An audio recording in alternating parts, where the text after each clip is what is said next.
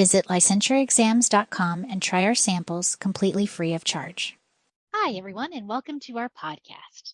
Today, we'll be discussing when it's appropriate to choose an alternative approach rather than cognitive behavioral therapy with clients when you're working through a narrative on your exam. There's other ways of doing therapy with clients. I thought the exam would be all CBT.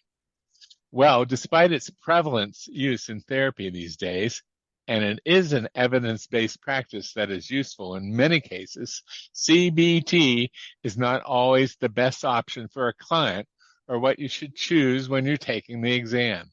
On the exam, you need to know a variety of counseling theories and what issues are most suitable for what approach. So, let's look at some examples of what you might do and what you should use other than CBT.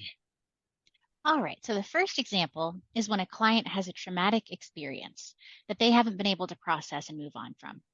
In this case, it might be beneficial to consider an approach such as eye movement, desensitization, and reprocessing. A lot of people know it as EMDR. EMDR can help the client reprocess the traumatic experience and move past it.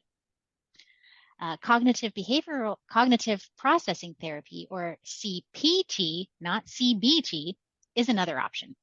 And this is a more cognitive-oriented approach that can help a client process and reframe traumatic experiences. Right, but what if the narrative is dealing with a client who has a deeper underlying issue that needs to be addressed before they can move on with their life? Instead of using CBT, a psychodynamic theory or Jungian therapy would be more appropriate. These types of therapies can help the client work through and explore their unconscious issues that may be preventing them from moving on. Those are great examples, Linton. How about when a client has a difficult time forming relationships with others in a narrative? If you see this as the client's presenting problem in a narrative on your exam, then something like interpersonal therapy or IPT, boy, it's like alphabet soup with all these acronyms. Really? IPT might be the better choice to explore how they relate to others in order to improve their social functioning. Well, another example when you would choose a different therapy than CBT would be in a narrative where the client is dealing constantly with chronic pain or illness. If that's the case, answers that are oriented towards acceptance and commitment therapy, ACT, should be considered. ACT focuses on accepting the present moment instead of trying to control it or change it, which can help the client find ways to manage the pain and distress associated with their illness. And remember, ACT can also be beneficial for clients who are struggling with anxiety or depression. ACT can help their clients identify their values and focus on actions that will move them toward those values rather than ruminating about the problem. Okay, well, moving on. When a narrative is dealing with addictions and addictions issues, an approach such as motivational interviewing can be beneficial. MI helps the client work through internal resistance to change and develop motivation to make positive changes in their lives.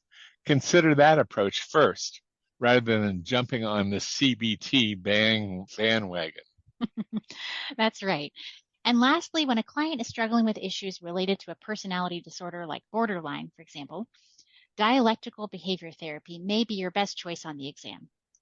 DBT, another acronym, my goodness, can help the client develop a healthier relationship with their emotions and learn skills to regulate them more effectively.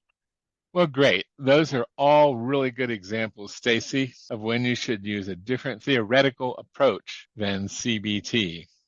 It's also important to remember that each client is unique and has different needs. Each narrative on the exam will require you to assess the client's situation and choose the best course of action.